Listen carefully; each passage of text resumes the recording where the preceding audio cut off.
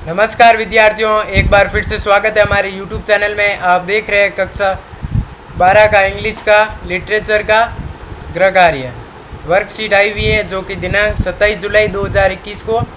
Topic है literary terms part 2। तो हमें आज टोटल 5% दिए गए हैं। What do you mean by monologue, what is interior monologue, where and why interior monologue is use, what is Indo Anglian literature. और ये कुछ इस प्रकार से 5% दिए गए हैं आज। तो इनके हल करते हैं।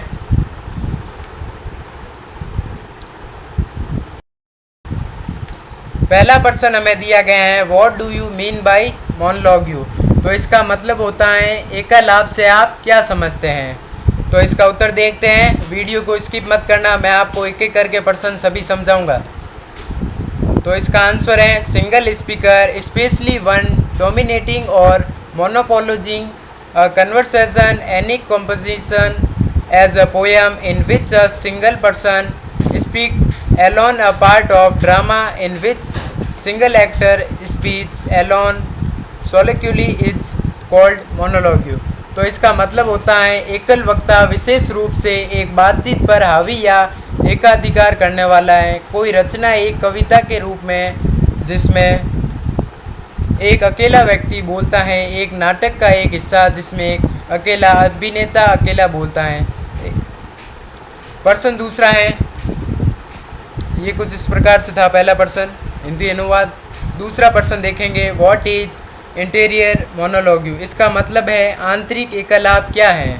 तो इसका आंसर करेंगे हम, interior monologue in dramatic and non dramatic narrative and technique that exhibits the thoughts passing through the minds of the Portuguese. These ideas may be either loosely related impressions approaching free association or more rationally structured sequence of thought and emotion. तो इसका हिंदी अनुवाद मैं आपको बता रहा हूँ।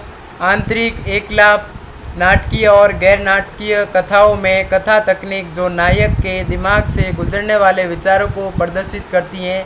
ये विचार या तो मुक्त संघ के निकट आने वाले ढीले ढाले प्रभाव हो सकते हैं, या विचार और भावना के अधिक तर्क संगत रूप से संरचित अनुक्रम हो सकते हैं। अगला प्रश्न देखते हैं, तीसरा, where and why monologue is use, यानी आंतरिक एकलाप का प्रयोग कहाँ और क्यों किया जाता है। तो इसका उत्तर करेंगे इंग्लिश में। Answer, the most common form of internal monologue is verbal when you essentially talk to yourself. For example, you may talk to yourself about issues that are on your mind, और perhaps make internal list of things you like to accomplish. तो इसका हिंदी अनुवाद होता है, आंतरिक एकलाप का सबसे सामान्य रूप मौखिक है, जब आप अनिवार्य रूप से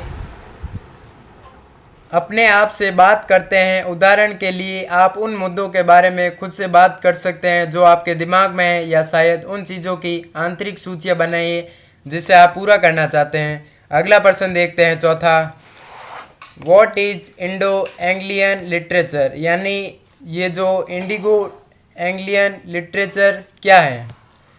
तो इसका आंसर है, Indo Anglian literature refers to the body of work by writer in Indian who write in the English language and whose native or co native language could be one of the numerous language of India. तो इसका मतलब है हिंदी में, Indo Anglian literature Bharat में लेखकों द्वारा काम के शरीर के संदर्भित करता है जो अंग्रेजी भाषा में लिखते हैं और जिनकी मूल या समूल भाषा भारत की कई भाषाओं में से एक हो सकती हैं। अगला प्रश्न देखेंगे, पांचवा, लास्ट प्रश्न है, जो कि पांचवा प्रश्न हमें दिया गया है, how Anglo Indian literature is different from Indo Anglian literature. तो इसका हिंदी अनुवाद होगा, एंग्लो इंडियन लिटरेचर किस प्रकार इंडो एंग्लिया लिटरेचर से अलग है।